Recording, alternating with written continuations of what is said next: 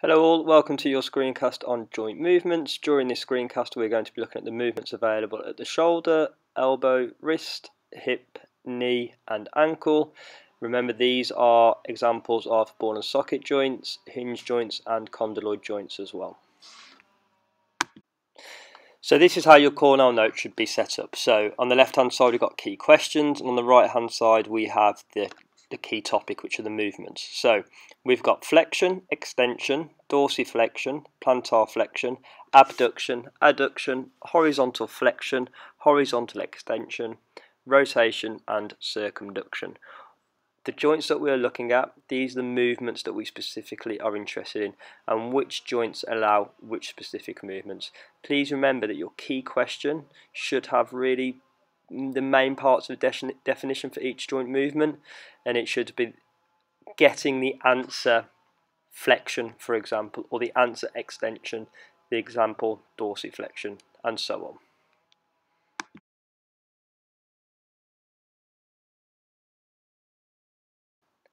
Apologies, I realise all of a sudden this altogether looks like a lot of writing.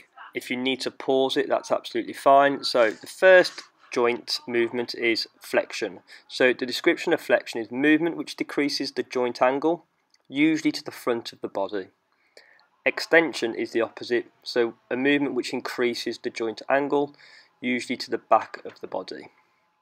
Dorsiflexion, movement at the ankle joint as the toes move up. Plantar flexion, movement at the ankle joint as the toes move down. Abduction, movement of the limb away from the midline of the body. Adduction, movement of the limb towards the midline of the body. So again, opposites. Horizontal flexion, movement of the limb towards the midline of the body parallel to the ground. Horizontal extension, movement of the limb away from the midline of the body parallel to the ground.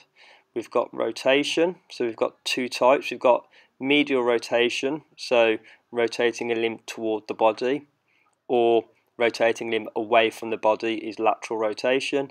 Finally, circumduction, which is the circular movement of a body part, a combination of flexion, extension, abduction and adduction. So what I'm going to show you now is I'm actually going to be performing the movements so you can actually see them and see what they look like.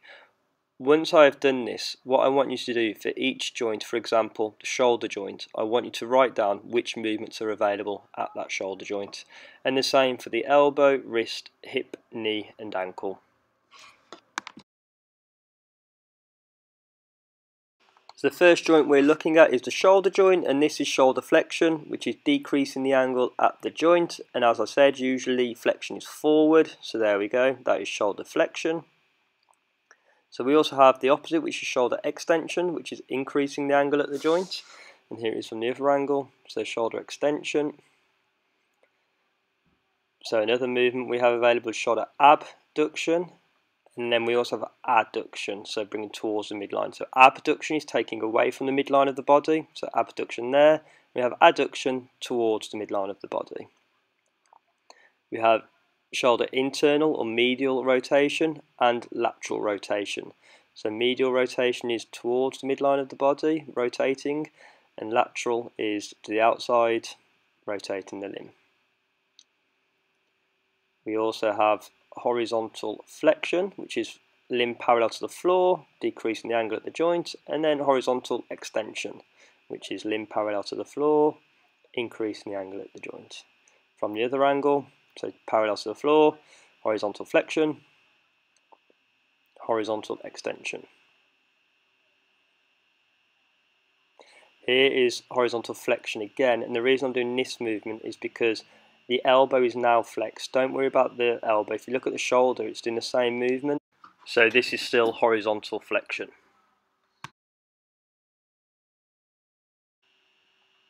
And then we have circumduction, which is flexion, extension, abduction and adduction.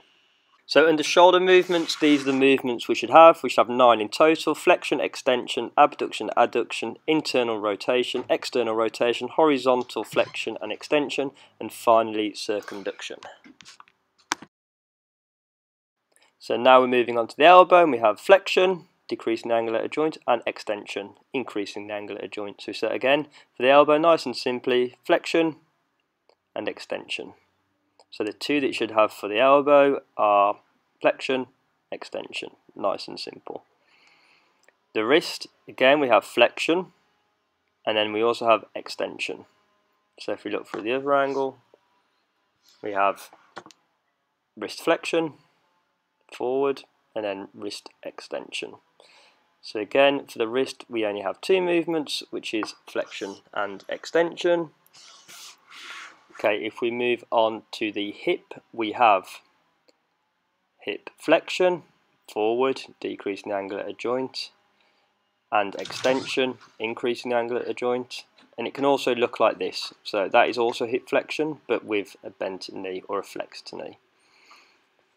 And then here we go, so that's flexion, that's extension, and then with the other way of doing it, that's still hip flexion, and that is still hip extension.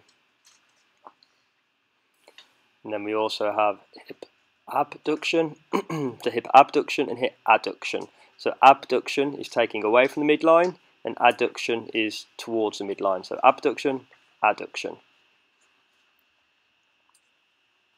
And then we also have internal rotation, and we have external rotation. Same movements as for the shoulder, however slightly less, because we don't have circumduction of the hip. And the reason they're the same movements, they're the same type of joint, they're a ball and socket joint. So then we have flexion, extension, abduction, adduction, internal rotation, external rotation. Same as the shoulder, apart from the horizontal flexion, extension, and circumduction. Okay, for the knee we have flexion and we have extension. So from the other angle, knee flexion and knee extension. Nice and simply, flexion, extension for the knee. And then finally we're going to be looking at the ankle joint, and for the ankle we have plantar flexion, so pointing toes, planting your feet, plantar flexion, so pointing your toes. And then we also have dorsiflexion, which is bringing your toes towards you. So there we go, dorsiflexion there, and then from the other angle as well. So they are the movements of the ankle, and they are all the joint movements we need to know. So for the ankle, it's plantar flexion and dorsiflexion. So thank you for listening. Make sure your questions are appropriate. Make sure the answer you are getting is flexion, extension, abduction, adduction, so on, using the key terminology that is in the definition. Thank you. Bye.